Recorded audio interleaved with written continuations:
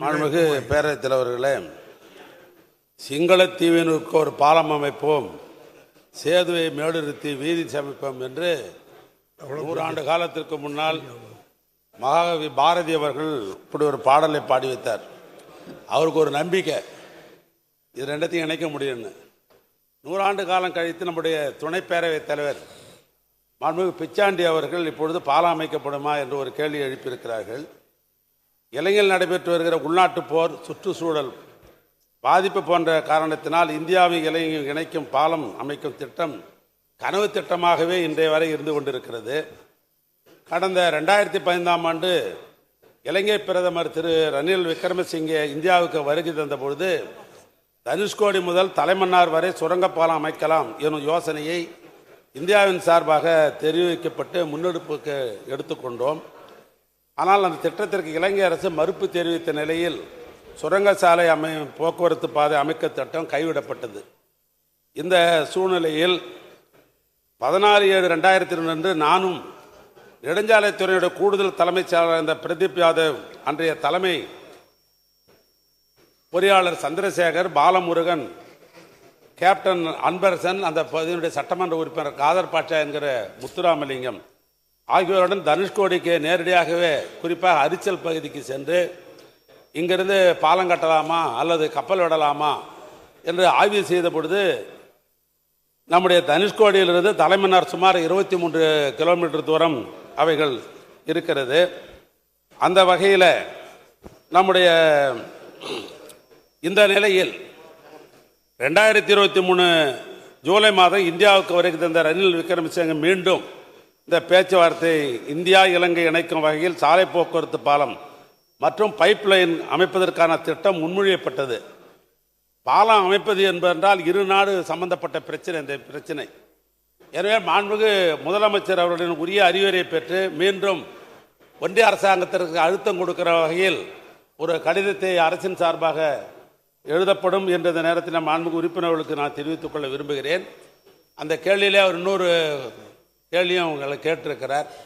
மும்பையிலே அடல் சேது பாலம் போன்று சென்னையில் போக்குவரத்து நெரிசலை குறைக்க பாலம் அமைக்க முடியுமா என்ற ஒரு கேள்வியாலே தொடுத்திருந்தார்கள். கலங்கரை விளக்கத்திலிருந்து நீலாங்கரை வரை சுமார் 15 கிலோமீட்டர் தூரம்.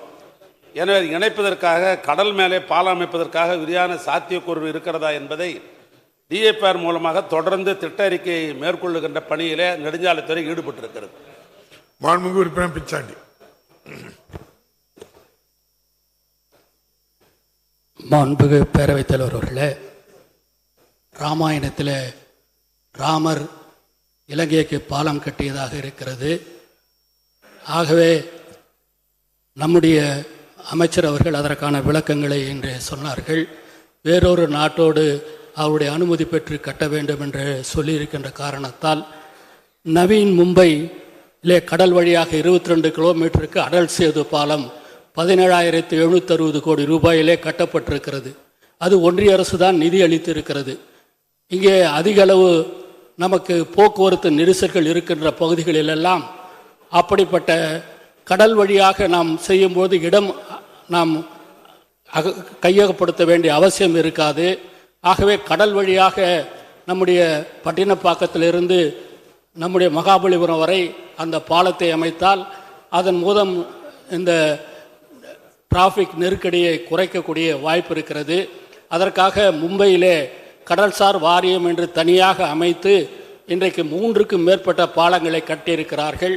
அதேபோல் கொச்சியிலே அதிக அளவு பாலங்கள் கடலிலே கட்டப்பட்டிருக்கின்றன.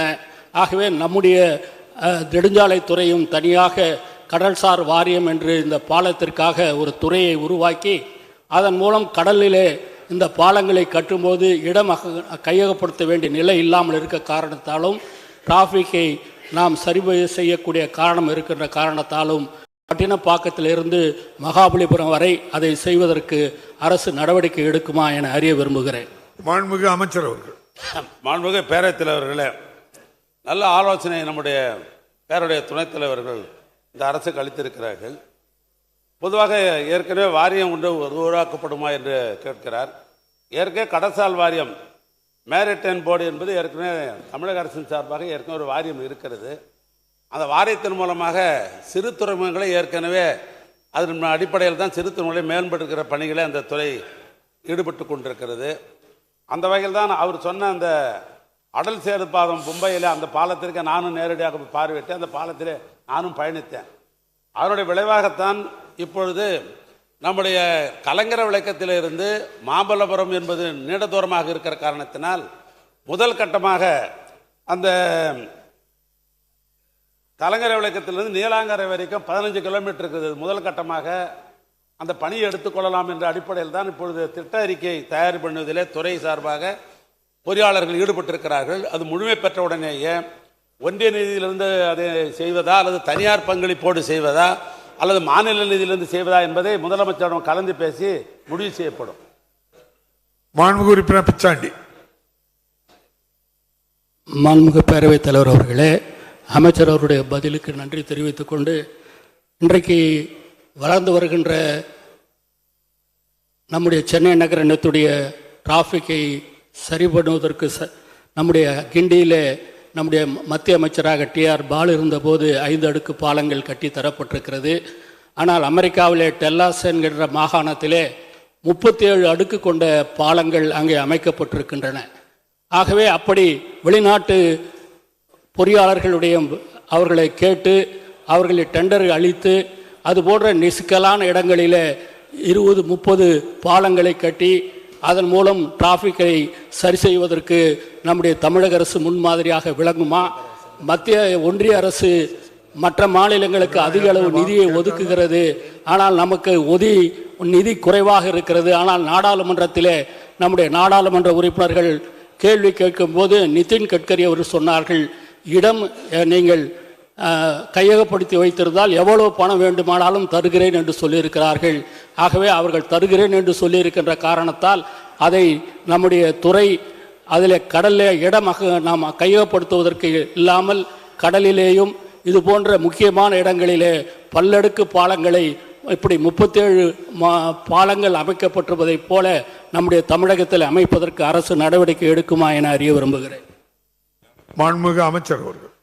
மாண்புமிகு பேரவைத் தலைவர்களே, நம்முடைய சட்டப்பேரவை துணைத் தலைவர்கள் குறிப்பிட்டதைப் போல ஒன்றிய அரசாங்கத்திலிருந்து நிதி தருவதாக அப்பொழுது சொல்லப்படுகிறது. என்று சொன்னால் நாமும் தொடர்ந்து பல கடிதங்களை தமிழ்நாட்டிலே சாலைகளை விரிவாக்க வேண்டும் என்று பல கடிதங்களை நாம் தொடர்ந்து எழுதி கொண்டிருக்கிறோம். இது ஒரு பகுதி இருக்கிற பொழுது எப்படி ஒன்றிய அரசாங்கம் நகாய் என்கிற அதாவது தேசிய நெடுஞ்சாலை ஆணையம் என்று வைத்திருக்கிறதோ அதை போல தமிழக அரசின் சார்பாகவும் ஒரு ஆணையத்தை உருவாக்கலாம் என்று சென்ற சட்டமன்ற கூட்டத்தொடரிலே ஒரு ஆணையத்தை உருவாக்குவதற்கு சட்டத்தை கொண்டு வந்து சட்டமன்றத்தில் நாம் இயற்றினோம். தமிழ்நாடு மாநில நெடுஞ்சாலை ஆணையத்தின் மூலமாக அவர் சொன்னதை போல வெளிநாட்டில் இருக்கிற பொறியியல் வல்லுநர்களெல்லாம் அழைத்து பாலங்களை அமைப்பதில் அவருடைய கவனத்தையும் பொறியையும் இங்கே சேர்த்து அதை அமைக்க வேண்டும் ஒரு கருத்தை சொல்லியிருக்கிறார்கள். இது போன்ற ஆணையத்தின் மூலமாக அது போன்ற பணிகளை செய்யலாம். தனியார் பங்களிப்பும் செய்யலாம், அல்லது உலக வங்கியில் கடன் வாங்கியும் செய்யலாம், மாநில நிதியிலேருந்து செய்யலாம்.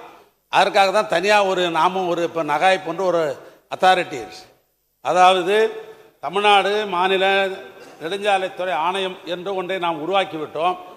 அந்த அடிப்படையில் தான் முதல் கட்டமாக இப்பொழுது அதிகமான நெரிசல் உள்ள பகுதி எது என்று கணக்கெடுத்துக்கொண்டோம் என்று சொன்னால் நம்முடைய சென்னையில் இருந்து மாமல்லபுரம் போகிற வழி என்று தான் அதிகமான ஒரு போக்குவரத்து நெரிசல் அதிகமாக இருக்கிறது. எனவே அதை கணக்கில் எடுத்துக்கொண்டு இப்பொழுது முதல் கட்டமாக இந்த ஆணையத்தின் மூலமாக திருவான்மியூரிலிருந்து அக்கரை வரை ஏறத்தாழ அதுவும் 15 கிலோமீட்டர் தூரம் தான், நம்ம டோல்கேட் இருக்குது அது வரைக்கும். இவ்வளோ மேல்பட்ட பாலம் சிறப்பாக அதுவும் குறிப்பாக ஒரு 6 வழி சாலையாக அது அமைக்கலாம் என்ற ஒரு அடிப்படையில் ஆய்வு மேற்கொண்டிருக்கிறோம். அது முதல் கட்டமாக இந்த தமிழ்நாடு மாநில நெடுஞ்சாலை ஆணையத்தின் மூலமாக செய்யலாம் என்று முதலமைச்சர் எங்களுக்கு ஆணையிட்டிருக்கிறார்கள். எனவே அந்த ஆய்வை மேற்கொண்டிருக்கிறோம். நம்முடைய மாண்புமிகு பேரவைத் தலைவர் குறிப்பிட்டதை போல எங்கெங்கெல்லாம் சென்னையில் நெரிசல் அதிகமாக இருக்கிறதோ அதுவும் சரி, மாநிலத்தில் இருக்கிற பிற மாநகராட்சியில் இருக்கிற நெரிசலையும் கணக்கு எடுத்துக்கொண்டு இந்த ஆணையத்தின் மூலமாக வருங்காலங்களிலே பாலங்கள் அமைக்கப்படும். மாண்புமிகு உறுப்பினர் பாலாஜி, எஸ் பாலாஜி. கடல் இருக்கா பாலாஜிக்கு? என்னங்கய்யா, கடல் இருக்கா? முழுக்க என்னோட தொகுதி தான் மாமல்லபுரம்.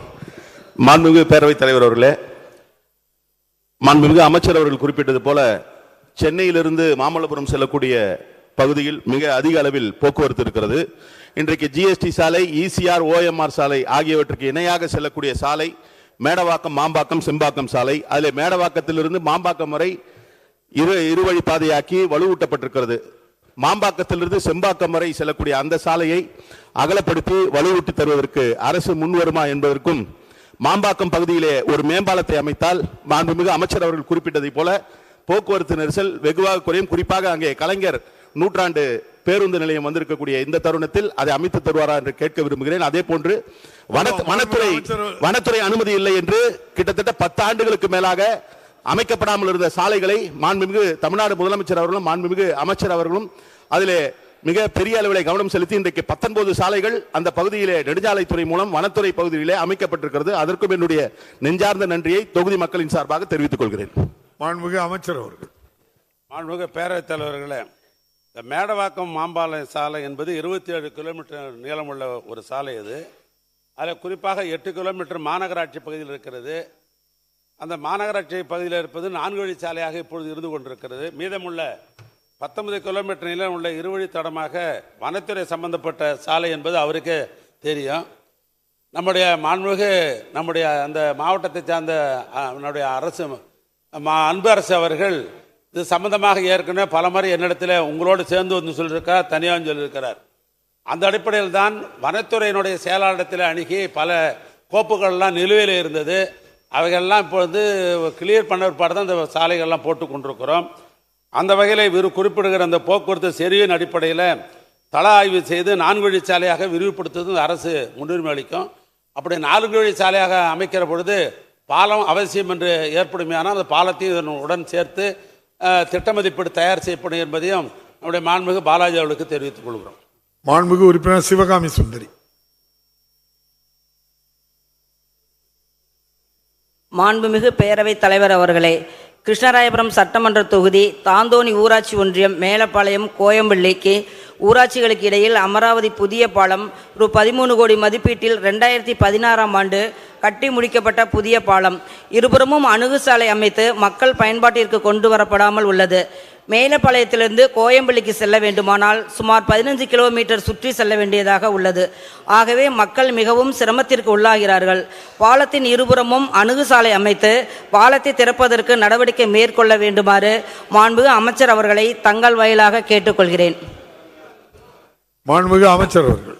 மாண்புமிகு பேரவைத் தலைவர்களே, மாண்புமிகு உறுப்பினர் சகோதரி அவர்கள் குறிப்பிட்டிருக்கிற அந்த பாலம் நீண்ட நெடுங்காலமாக அமராவதி ஆற்றிலே கட்டப்பட்டிருக்கிற ஒரு பாலம். இது சம்பந்தமாக நம்முடைய மாண்புமிகு அமைச்சர் செந்தில் பாலாஜி அவர்கள் ஒரு முறைக்கு பல முறை என்னிடத்தில் சந்தித்து அந்த அடுக்கு சாலை அமைக்க வேண்டும் என்று அவர் குறிப்பிட்டார்கள்.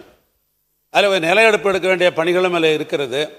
இதெல்லாம் அறிந்து கோப்புகள்லாம் தயார் செய்து இப்போது நிதித்துறையில் அந்த கோப்பு இருக்கிறது. விரைவில் அதை கிளியர் செய்யப்பட்டு அந்த அணுக்கு சாலை அமைக்கப்படும்.